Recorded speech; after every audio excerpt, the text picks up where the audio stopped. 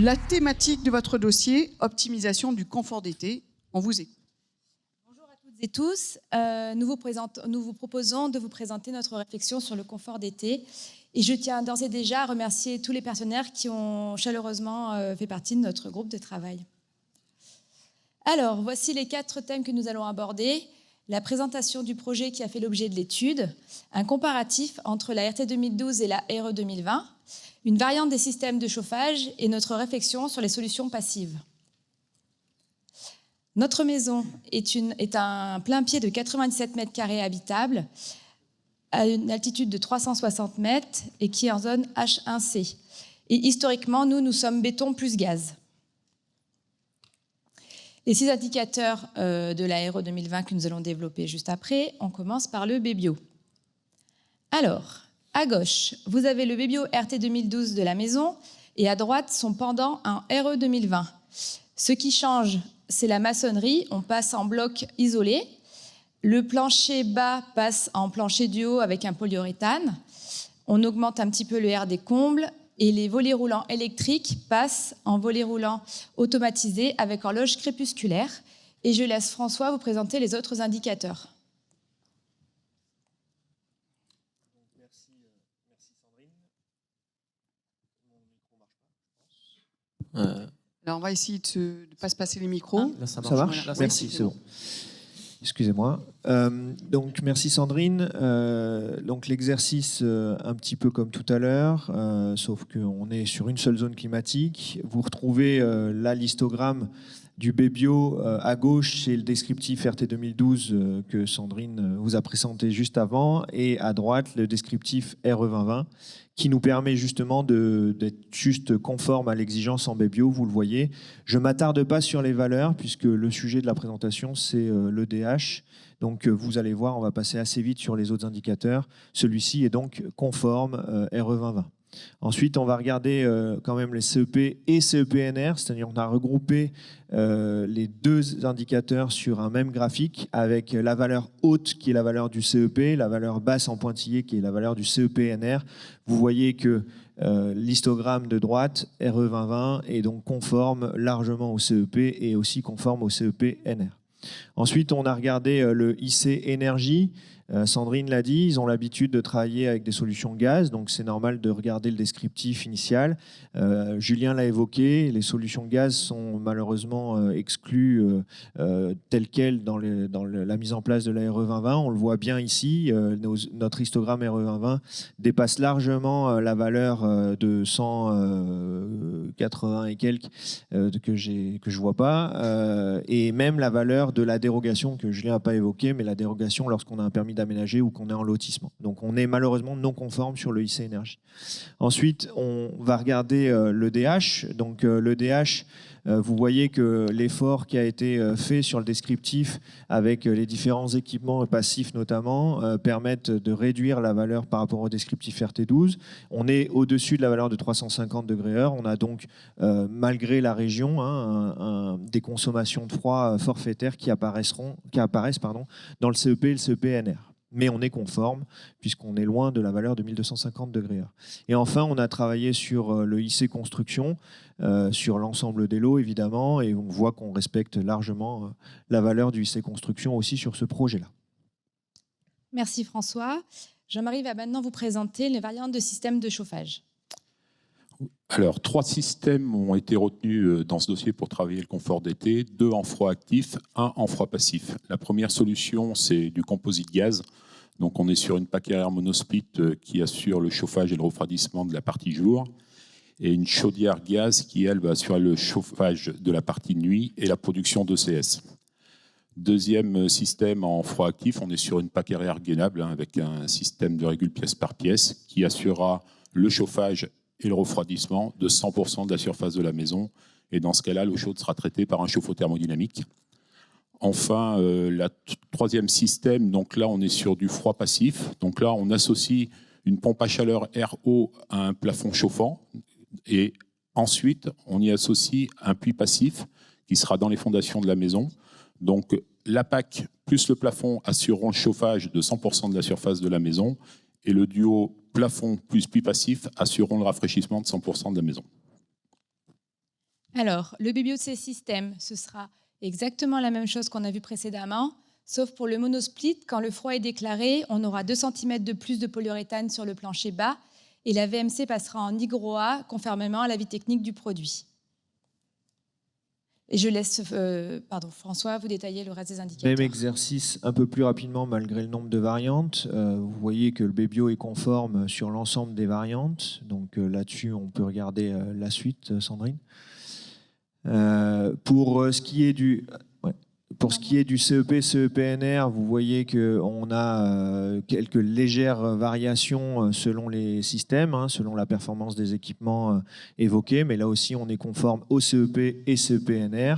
Le IC Énergie, il faut peut-être que tu décliques une fois, excuse-moi, juste pour que le rouge, reviens en arrière. En fait, le IC Énergie, on voit que comme la première solution est couplée avec une chaudière gaz, on a un niveau d'IC énergie relativement élevé. On serait non conforme, on va dire, avec l'exigence hors dérogation. Par contre, on voit qu'avec la dérogation, on pourrait envisager cette solution-là. Et par contre, toutes les solutions électriques, 100% électriques, sont largement conformes sur l'IC énergie. Je t'en prie. Et l'EDH, l'EIC construction, il n'y a pas de sujet. Et on va faire un zoom après sur le DH, mais on voit que globalement, quelles que soient les solutions, il y a peu d'incidence, si ce n'est l'avant-dernière avec la solution de rafraîchissement passif que Jean-Marie a évoqué, où là, on a une vraie solution très performante pour faire diminuer le DH, puisqu'on tombe à 21 degrés heure sur ce descriptif. Et Jean-Marie va maintenant vous présenter les avantages et les points de vigilance de ces systèmes. Donc, sur la première solution, je vous le rappelle, composite gaz. Donc, les avantages, c'est une solution pour le secteur gaz. Donc, effectivement, ça permet de faire du rafraîchissement actif dans la partie jour uniquement. C'est la solution qui, en prix, est la mieux placée, la plus économique. Et dernier point, c'est la quantité de CS disponible. On connaît tous les performances de la chaudière gaz pour la production d'eau chaude sanitaire. Dans les points de vigilance, à noter l'homogénéité de température dans la partie jour, suivant la surface de la partie jour, la configuration de la partie jour, à voir s'il faut 1 ou 2 appareils pour assurer une bonne homogénéité de température. Les émetteurs non intégrés au bâti par rapport aux 2 autres solutions, et puis effectivement une solution de transition uniquement, puisque le gaz n'est pas invité en RE 2020 à ce jour. Concernant la PAC-RR gainable, c'est une solution confort toute saison. C'est un émetteur extrêmement réactif et qui est très important en RE 2020. Émetteur totalement intégré au bâti. Vous connaissez, on a juste des diffuseurs dans les pièces. C'est du rafraîchissement actif sur 100% de la surface, bien sûr. C'est un bon rapport confort-investissement. C'est une solution maîtrisée aujourd'hui en installation. Et c'est une technique courante qui est acceptée par SMA BTP. En point de vigilance, on a mis effectivement la difficulté de mise en œuvre en R+1. C'est une solution qui est effectivement beaucoup plus facile à mettre sur des maisons de plein pied. Un R+1 qui demande plus d'études. Et ensuite, la PAC RO double service avec plafond et puits passif. Donc là, on est confort 4 saisons comme sur la PAC RR gainable. On a un émetteur totalement intégré au bâti, puisque là, on n'a même pas de grille. Tout est invisible. C'est du rafraîchissement passif. Je vous ai dit que ce qui faisait le rafraîchissement, c'était le plafond avec le puits. Donc, on a besoin uniquement d'un circulateur pour faire boucler. Donc, en consommation énergétique, c'est quasiment nul. Voilà. C'est une technique aussi qui est acceptée par SMA BTP. Au niveau point de vigilance, c'est aujourd'hui la solution la plus chère des 3, même s'il faut mettre en parallèle le coût de consommation du rafraîchissement. Et puis, c'est surtout un changement d'habitude pour les filières. Donc, on a une montée en puissance de la filière à faire pour que tout le monde sache poser cette solution le plus rapidement possible. Merci. Donc, vous avez pu voir que toutes nos solutions sont conformes à l'indicateur degrés-heure. Malgré tout, quand on sait que 597 degrés-heure, c'est 12 jours d'inconfort à plus de 28 degrés la nuit et à plus de 30 degrés la journée, nous avons cherché des leviers pour faire baisser ce nombre de degrés-heure et augmenter le confort de notre client. Vous pourrez voir que certains de ces indicateurs ne coûtent rien, comme la couleur de la façade ou l'exposition de la maison. Et d'autres, comme les brasseurs d'air, qui peuvent paraître un petit peu ringards, permettent significativement de le faire baisser. Et notons effectivement l'impact fort du puits rafraîchissant qui nous permet de descendre incroyablement ces nombres de degrés heure. Voilà. Merci pour votre attention. Nous espérons que notre proposition vous permettra de mieux appréhender cette nouvelle réglementation environnementale. Merci à vous trois.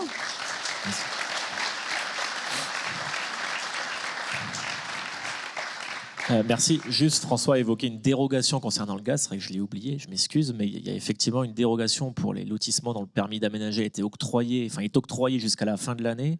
Et pour les permis de construire déposés jusqu'à la fin de l'année 2023, le seuil IC Énergie dont je parlais est relevé pour faire passer certains systèmes au gaz dans les deux conditions que je viens de citer. Donc c'est important d'en parler. Anne-Cécile, tu avais une question sur le confort d'été parce que c'est un sujet toi qui te passionne. Oui, c'est quelque chose qui me tient à cœur. Donc, excellente présentation, bien sûr, hein, même si moi, je n'ai pas tout compris forcément, mais sinon, je vous dirais l'inverse, vous seriez très étonné. Mais en fait, Julien, cet indicateur DH... C'est pas à moi qu'il faut poser la question. Ah, bon. Alors, tout le monde, cet indicateur DH, mais ça, un DH, il va vraiment m'aider à améliorer la qualité de mon logement pendant les périodes de forte chaleur. Et tu m'as fait des questions vraiment... Non, mais en fait, la question, c'est est-ce qu'il est vraiment représentatif à votre sens? Est-ce qu'il est vraiment représentatif du vrai inconfort? Est-ce qu'il va vraiment aider à améliorer le confort d'été? Parce qu'on sait que sur nos maisons RT 2012, je pense que c'était quand même un sujet. Et est-ce que cet indicateur, vous pensez qu'il va quand même vraiment être révélateur et nous aider à améliorer ça? Alors moi, je pense que c'est un réel sujet, puisqu'en fait, ça fait 20 ans qu'on s'occupe du confort d'hiver. Et je pense que personne ne se plaint d'avoir froid dans son logement. Et aujourd'hui, tout le monde se plaint de la chaleur l'été. Donc je pense que c'est l'indicateur qu'il fallait créer pour cette nouvelle réglementation, effectivement. Spécial personne âgée. Eh ben merci à tous les trois. Merci. Merci, on peut les applaudir. Merci beaucoup.